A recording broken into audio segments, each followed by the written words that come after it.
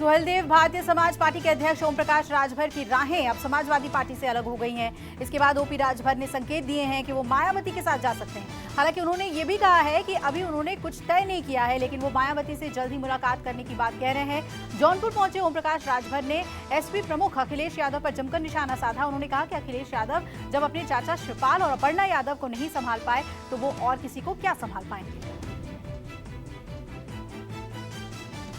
केंद्रीय राज्य मंत्री और मिर्जापुर की सांसद अनुप्रिया पटेल ने आम जनता के लिए एक नए जनसंपर्क कार्यालय का उद्घाटन किया। इस दौरान ओम प्रकाश राजभर के सपा से अलग होकर बागी होने पर केंद्रीय राज्य मंत्री ने कहा कि वो हमारे साथ आएंगे तो बेहतर ही होगा। उन्होंने कहा कि एनडीए का कुनबा बढ़ता ही जा रहा है। विकास की योजनाओं को निरंतर जनता को पिछले सालों में हमने सौंपा है। इस पुनीत कार्य में जितने भी साथियों का साथ मिले बेहतर है।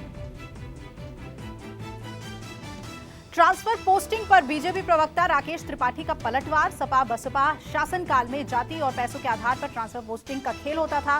बीजेपी सरकार में ट्रांसफर पोस्टिंग के लिए स्पष्ट नीति है। जहां नीति का उल्लंघन हुआ है वहां हमने कार्रवाई की है। लखनऊ के लुलु मॉल में नमाज पढ़ने का विवाद खत्म होने का नाम नहीं ले रहा। पुलिस ने नमाज पढ़ने के आरोप में इरफान और सऊद नाम के 2 लोगों को गिरफ्तार किया है। पुलिस के मुताबिक दोनों आरोपी शहादतगंज इलाके के रहने वाले हैं। बता दें कि 12 जुलाई की इस घटना में अब तक कुल 7 लोगों को गिरफ्तार किया जा चुका है। मॉल में नमाज पढ़ने का वीडियो वायरल हुआ था और इस वीडियो में 9 लोग नमाज पढ़ते हुए नजर आ रहे थे। पुलिस 9 आरोपियों में से 7 को गिरफ्तार कर चुकी है। 2 की तलाश जारी है।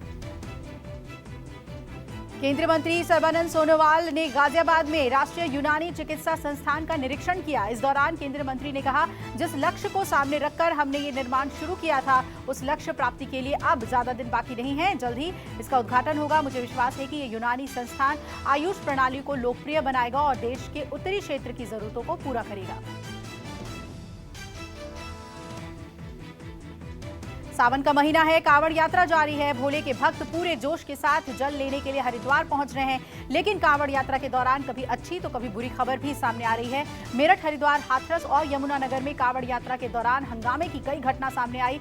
घटना के बाद जमकर बवाल भी हुआ। लेकिन दूसरी तरफ एक तस्वीर यूपी के अमरोहा से भी सामने आई, जहां भोले के भक्तों के स्वागत के लिए मुस्लिम समुदाय बढ़ चढ़कर हिस्सा ले रहे हैं।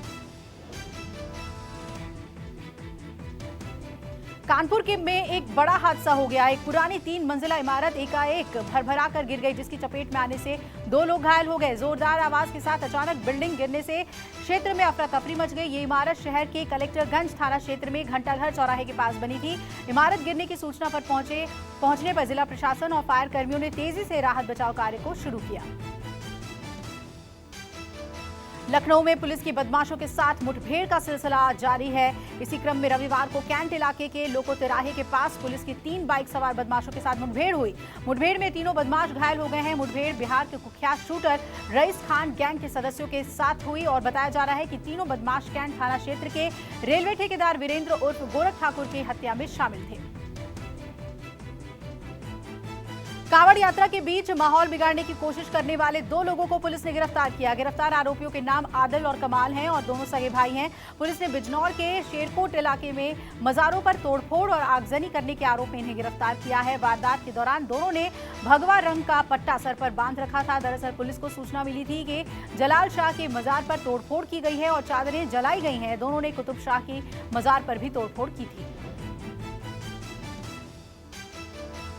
गोरखपुर में भूमि विवाद को लेकर जमकर गोलियां चली। आरोप है कि छत का छज्जा निकालने को लेकर एक सिपाही का दूसरे पक्ष के साथ विवाद हुआ, जिसके बाद आरोपी सिपाही प्रमोद यादव ने दूसरे पक्ष पर ताबड़तोड़ गोलियां बरसा दी, जिसमें 3 लोग घायल हो गए हैं। सूचना पर पहुंची पुलिस ने घायलों को इलाज के लिए अस्पताल भेजा। मौके पर पहुंचे एसपी मनोज कुमार का कहना है कि आरक्षी प्रमोद यादव इटावा में पोस्टेड है, उसने ही फायरिंग की है।